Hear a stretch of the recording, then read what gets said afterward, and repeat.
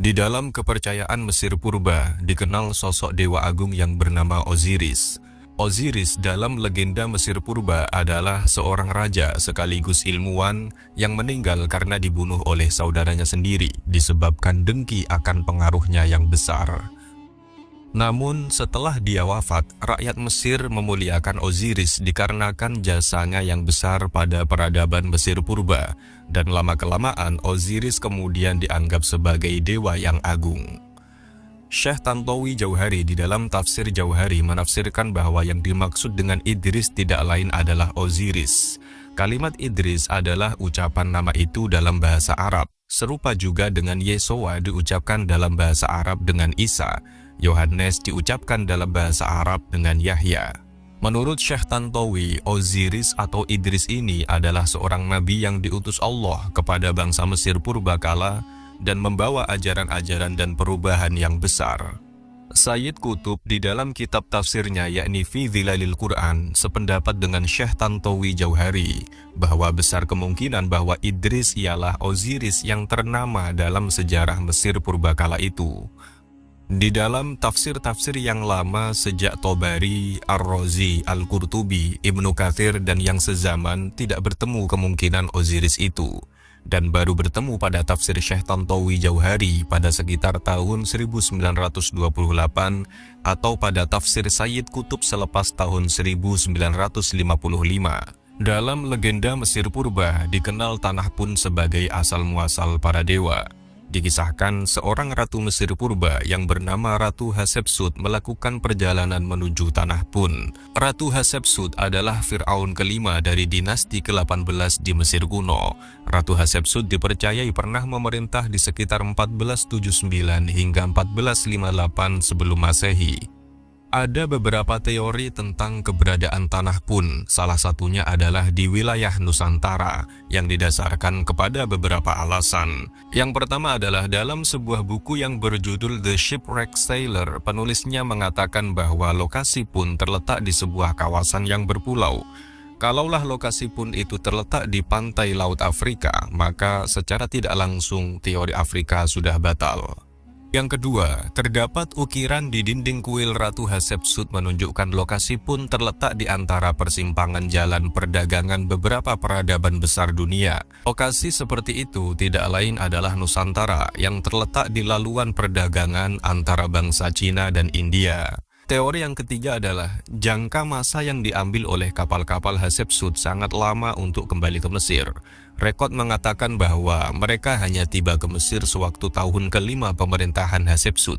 Bayangkanlah di manakah lokasi tersebut. Kalau terletak di Afrika, tidaklah mengambil masa selama itu. Yang keempat, terdapat ukiran di dinding kuil Hatshepsut yang menjelaskan bahwa Raja Pun yang disinggahi Hatshepsut memiliki sebilah pisau pendek yang diselitkan pada kain sarungnya. Perlu kita ketahui bahwa budaya Mesir purba tidak pula menyelitkan senjata pada kain atau seluar. Lalu budaya kaum manakah ini? Yang kelima, ukiran di dinding kuil Hatshepsut mengatakan bahwa kaum yang mendiami negeri Pun ini mempunyai berbagai ragam warna kulit dan buak. Ada di antaranya yang berkulit gelap, ada yang berkulit kemerah-merahan, dan ada yang berkulit perang kekuningan.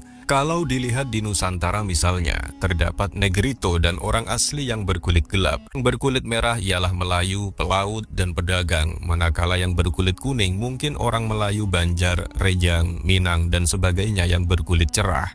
Ini sangat bertentangan dengan penduduk di Afrika. Keenam, seni arsitektur di Pun juga menjurus ke arah seni arsitektur rumah kayu Melayu.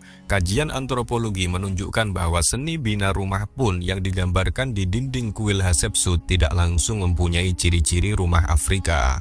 Yang ketujuh adalah potoh, yakni gelang di pergelangan tangan, merupakan bukti seterusnya. Nehesi yang merupakan ketua armada Laut Hatshepsut mengatakan bahwa Raja Pun memakai potoh pada pergelangan lengannya. Orang-orang yang mengkaji tentang budaya dan adat tradisi raja-raja Melayu sudah pasti dapat menangkap bahwa ini adalah budaya raja-raja Melayu. Yang kedelapan, kalau kita membaca teori pun, mereka datang ke situ untuk berdagang.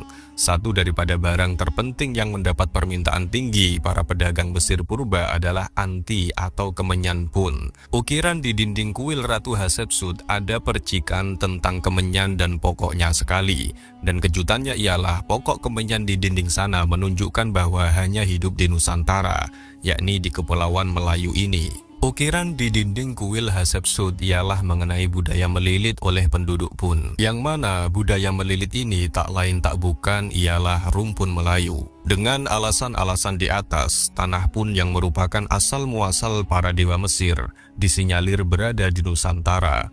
Tentu kita semua paham salah satu dewa yang paling agung bagi rakyat Mesir kuno adalah Osiris, yang menurut Syekh Tantowi, Osiris sejatinya tidak lain adalah Nabi Idris. Apakah ini berarti Nabi Idris berasal dari Nusantara? Tentu hanya Allah lah yang tahu kebenarannya. Nabi Idris adalah nabi ketiga yang diberikan hak kenabian oleh Allah setelah Nabi Adam dan Nabi Syis. Dikatakan bahwa Idris lahir dan tinggal di Babil, Irak untuk berdakwah kepada kaumnya yang bernama Bani Qabil dan Memphis. Sedangkan beberapa kisah menyebutkan Idris lahir di daerah Munaf, Mesir. Namanya disebutkan sebanyak 2 kali dalam Al-Quran. Nabi Idris alaihissalam dipanggil Idris karena ia selalu mempelajari mushaf-mushaf Adam dan Syis. Dikatakan bahwa asal mula nama Idris berasal dari kosakata bahasa Arab darosa yang memiliki arti belajar. Ia dijuluki demikian karena ia banyak sekali mempelajari ilmu. Ia dianggap pula sebagai penemu tulisan dan alat tulisnya. Menurut Az-Zamakhsyari, beliau menyatakan bahwa kata Idris bukan nama yang berasal dari bahasa Arab.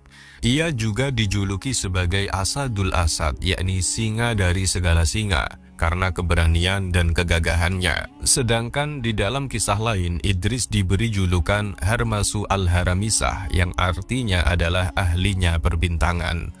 Ada yang menyebutkan bahwa Nabi Idris alaihissalam merupakan keturunan dari Qabil dan Iklima, yakni putra dan putri Nabi Adam alaihissalam.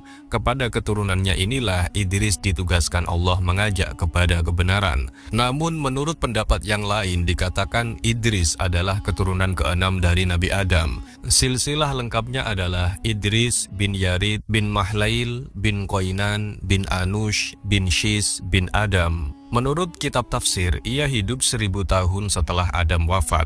Sedangkan dalam buku yang berjudul Qososul Anbiya karya Imam Ibnu Katsir, dituliskan bahwa Idris hidup bersama Adam selama 308 tahun. Nabi Idris dianugerahi kepandaian dalam berbagai disiplin ilmu dan kemahiran, serta kemampuan untuk menciptakan alat-alat untuk mempermudah pekerjaan manusia. Dalam beberapa kisah, dikatakan bahwa Idris sebagai nabi pertama yang mengenal tulisan, menguasai berbagai bahasa, ilmu perhitungan, ilmu alam, astronomi, dan lain sebagainya. Menurut suatu kisah, terdapat suatu masa di mana kebanyakan manusia akan melupakan Allah sehingga Allah menghukum manusia dengan bentuk kemarau yang berkepanjangan. Nabi Idris pun turun tangan dan memohon kepada Allah untuk mengakhiri hukuman tersebut. Allah mengabulkan permohonan itu dan berakhirlah musim kemarau tersebut dengan ditandai turunnya hujan. Nabi Idris diperkirakan bermukim di Mesir di mana ia berdakwah untuk menegakkan agama Allah, mengajarkan tauhid dan beribadah menyembah Allah serta memberi beberapa pedoman hidup bagi pengikutnya supaya selamat dari siksa dunia dan akhirat. Ia dinyatakan di dalam Al-Quran sebagai manusia pilihan Allah sehingga dia mengangkatnya ke langit. Imam Ibnu Abi Hatim dalam tafsirnya meriwayatkan bahwa Nabi Idris wafat saat beliau sedang berada di langit keempat ditemani oleh seorang malaikat. Ia hidup sampai usia 82 tahun. Terdapat 4 ayat yang berhubungan dengan Idris dalam Al-Quran, di mana ayat-ayat tersebut saling terhubung di dalam surat Maryam dan surat Al-Anbiya. Dan ceritakanlah hai Muhammad kepada mereka kisah Idris yang tersebut di dalam Al-Quran. Sesungguhnya ia adalah seorang yang sangat membenarkan dan seorang nabi, dan kami telah mengangkatnya ke martabat yang tertinggi. Dan ingatlah kisah Ismail, Idris, dan Dzulkifli. Semua mereka termasuk orang-orang yang sabar. Kami telah memasukkan mereka ke dalam rahmat kami. Sesungguhnya mereka termasuk orang-orang yang soleh. Dalam sebuah hadis, Idris disebutkan sebagai salah seorang dari nabi-nabi pertama yang berbicara dengan Muhammad dalam salah satu surga selama Mi'raj. Diriwayatkan dari Abbas bin Malik, gerbang telah terbuka dan ketika aku pergi ke surga keempat, di sana aku melihat Idris. Jibril berkata kepadaku, ini adalah Idris, berilah dia salammu.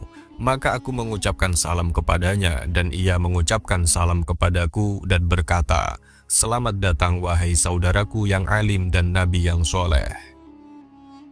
Nabi Idris dipercayai sebagai seorang penjahit berdasarkan hadis ini. Imam Ibnu Abbas berkata, Daud adalah seorang pembuat perisai, Adam adalah seorang petani, Nuh seorang tukang kayu, Idris seorang penjahit, dan Musa adalah penggembala. Kelebihan atau mukjizat Nabi Idris alaihissalam adalah beliau manusia pertama yang pandai baca tulis dengan pena. Kepada Idrislah Allah Subhanahu wa Ta'ala memberikan 30 sahifah alias suhuf, lembaran-lembaran ajaran Allah berisi petunjuk untuk disampaikan kepada umatnya. Nabi Idris diberi bermacam-macam pengetahuan mulai dari merancak, merawat kuda, ilmu perbintangan atau falak, sampai ilmu perhitungan alias matematika. Nama Nabi Idris berasal dari kata darosa yang artinya belajar. Idris memang sangat rajin mengkaji ajaran Allah Subhanahu wa Ta'ala yang diturunkan kepada Adam dan Nabi Syis, bahkan yang langsung kepada dirinya. Nabi Idris juga sangat tekun mengkaji fenomena alam semesta yang semua merupakan ayat dan pertanda dari Allah.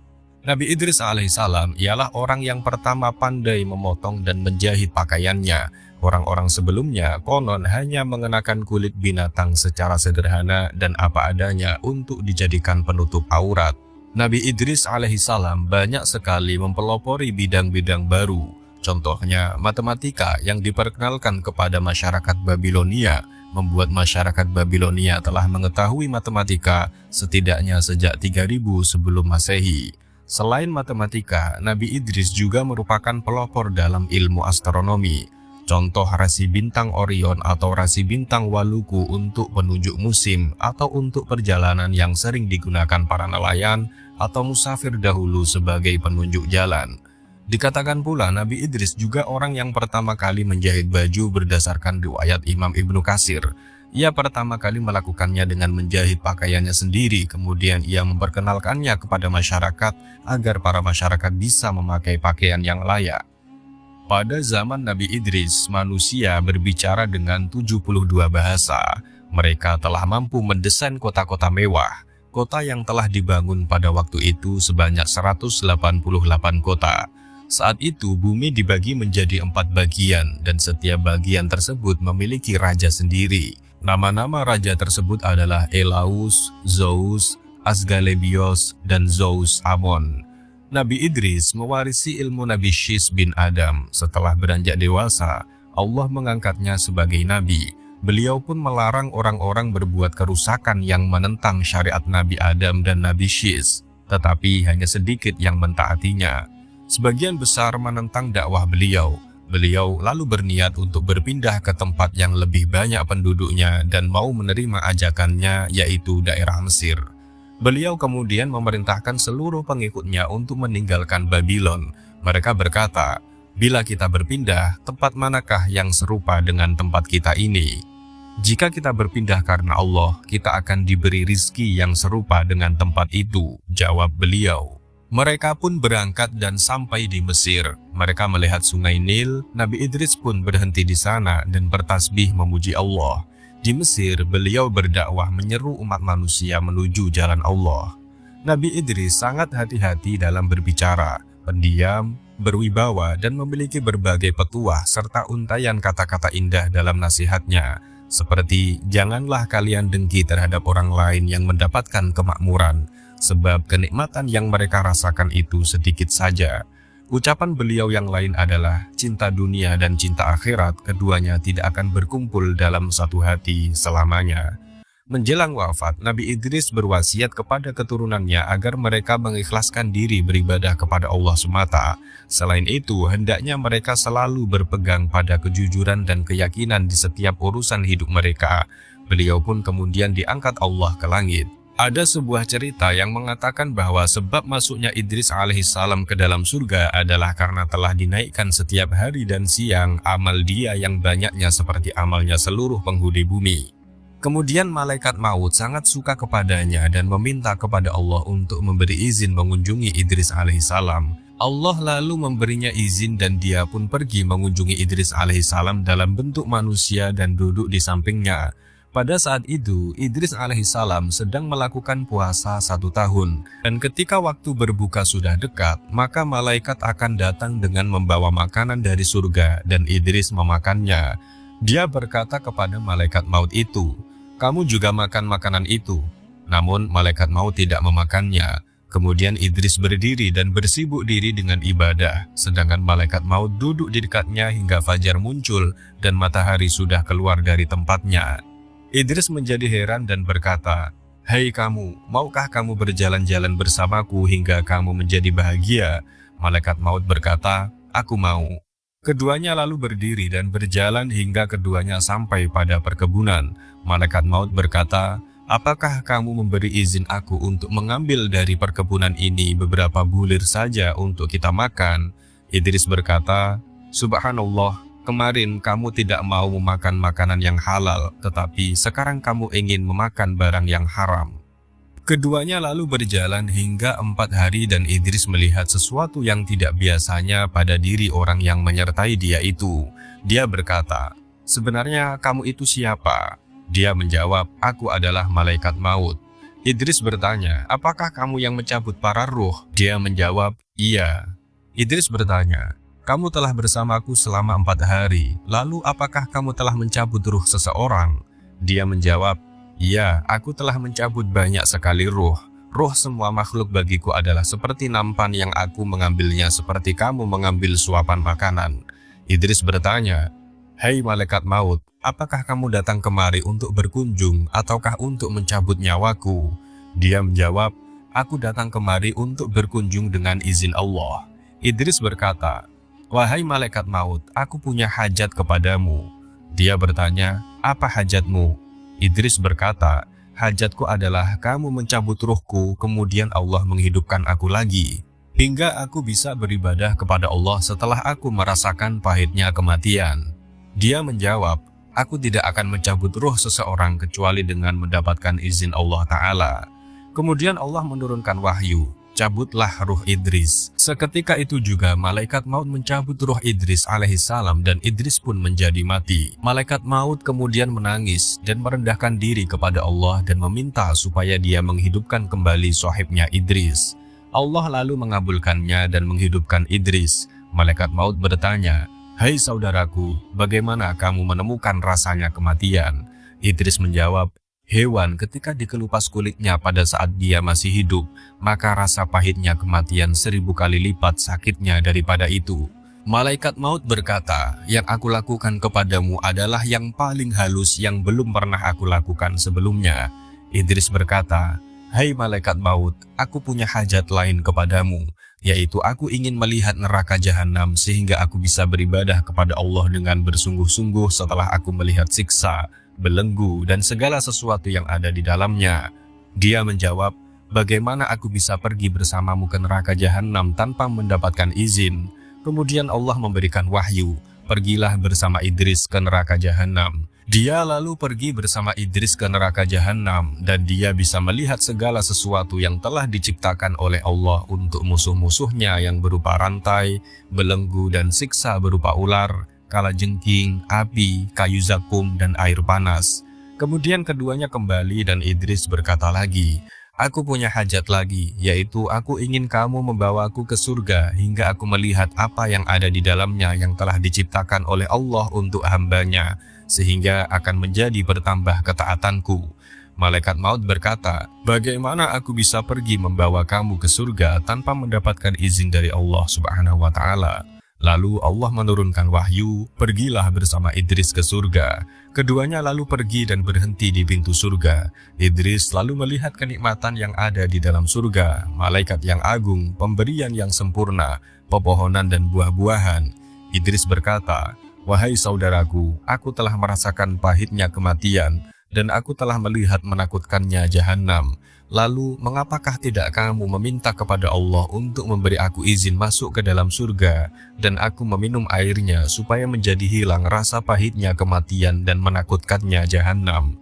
Lalu malaikat maut meminta izin kepada Allah, dan Allah memberinya izin untuk masuk ke dalam surga, lalu keluar lagi. Idris lalu masuk ke dalam surga dan menaruh kedua sandalnya di bawah sebuah pohon surga. Lalu dia keluar dari surga. Dia kemudian berkata kepada malaikat maut, "Aku telah meninggalkan sandalku di dalam surga. Kembalikan aku ke surga lagi." Dia lalu kembali dan masuk ke dalam surga dan tidak mau lagi keluar darinya. Malaikat maut lalu berteriak, "Hei Idris, keluarlah." Idris menjawab, "Aku tidak mau keluar, karena Allah telah berfirman, semua yang bernyawa pasti akan merasakan kematian, dan aku telah merasakannya. Dia telah berfirman, sesungguhnya pasti akan mendatangi neraka jahanam, dan aku juga telah mendatanginya. Dan dia telah berfirman, dan tidaklah mereka akan dikeluarkan dari surga. Lalu siapa yang akan mengeluarkan aku dari surga?" Kemudian Allah menurunkan wahyu kepada malaikat maut, "Biarkan dia, karena aku telah memutuskan dia sejak zaman azali kalau dia termasuk penghuni surga." Dan Allah telah memberitahu tentang kisah Idris kepada Rasulnya dengan bersabda, "Dan sebutkanlah dalam Alkitab cerita Idris." Nabi Idris adalah orang yang sangat hati-hati dalam berbicara. Beliau pendiam, berwibawa, dan memiliki berbagai petuah serta untayan kata-kata indah dan nasihatnya. Berikut ini adalah beberapa nasihat dan untayan kata mutiara dari Nabi Idris. Kesabaran yang disertai iman kepada Allah akan membawa kemenangan. Orang yang bahagia adalah orang yang waspada dan mengharapkan syafaat dari Tuhannya dengan amal-amal solehnya. Bila kamu memohon sesuatu kepada Allah dan berdoa, maka ikhlaskanlah niatmu. Demikian pula untuk puasa dan sholatmu. Janganlah bersumpah palsu dan janganlah menutup-nutupi sumpah palsu supaya kamu tidak ikut berdosa. Taatlah kepada rajamu dan tunduklah kepada pembesarmu, serta penuhilah selalu mulutmu dengan ucapan syukur dan puji kepada Allah. Janganlah iri hati kepada orang-orang yang baik nasibnya, karena mereka tidak akan banyak dan lama menikmati kebaikan nasibnya. Barang siapa yang melampaui kesederhanaan, tidak sesuatu pun akan memuaskannya. Tanpa membagi-bagikan nikmat yang diperolehnya, seseorang tidak dapat bersyukur kepada Allah atas nikmat-nikmat yang diperolehnya. Syekh Ahmad Dardir dalam kitab Qissatul Mi'raj, beliau mengatakan, "Adapun Nabi Idris alaihissalam, maka sesungguhnya meski ia masih hidup sebab rohnya dikembalikan sesudah dicabut di langit keempat, hanya saja ia bergabung dengan ahli surga, maka ketetapannya sama dengan ketetapan untuk para nabi lainnya." Syekh Wahab bin Munabbih mengatakan, Nabi Idris terkadang berada di surga dan terkadang beribadah kepada Allah di langit bersama malaikat. Allah Subhanahu wa Ta'ala yang Maha mengetahui tentang sebenarnya dari semua ini, karena kisah-kisah seputar beliau adalah Israiliyat yang tidak sepenuhnya bisa dibenarkan begitu saja. Yang jelas, beriman terhadap para nabi dan rasul adalah salah satu rukun iman. Kita wajib mengimani nama mereka yang Allah sebutkan dalam Al-Quran, beriman dengan para nabi dan rasul secara global. Jumlah para rasul 313 orang, sementara jumlah para nabi sangat banyak. Allah Subhanahu wa Ta'ala yang Maha mengetahui juga mengimani bahwa Allah Subhanahu wa Ta'ala telah mengutus mereka. Mereka pun telah menyampaikan seluruh risalah yang diemban sesuai perintah Allah Subhanahu wa Ta'ala. Mereka juga telah menjelaskan agama dengan sejelas-jelasnya, sehingga tidak halal menyelisihi mereka. Demikian dari kami, apabila banyak kesalahan mohon maaf yang sebesar-besarnya. Al-haqqu min rabbika falatakunanna minal mumtarin. Wassalamualaikum warahmatullahi wabarakatuh.